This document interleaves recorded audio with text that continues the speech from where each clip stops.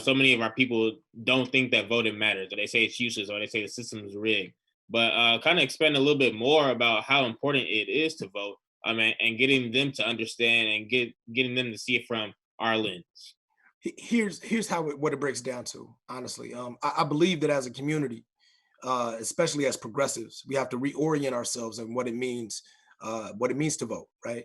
It's not just advancing the ball; it's also protecting the gains that you've made over the past decades or 100 years. Right? If I've lived in a city, let's call it Diggsville, and my mayor is Mandela Barnes, and during his last 4 years in office, he worked with the city manager, and they decided to not assign parking tickets, and he resigns from office.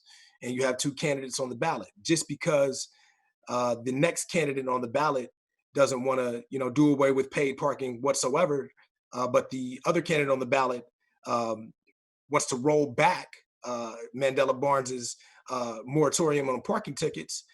Just because I don't like what one is doing doesn't mean I abstain from voting wholly, right? I have to protect the gains that I've made across the board and not take a step backward by withholding my vote just because I don't like either candidate's platform. Does that make sense? Right.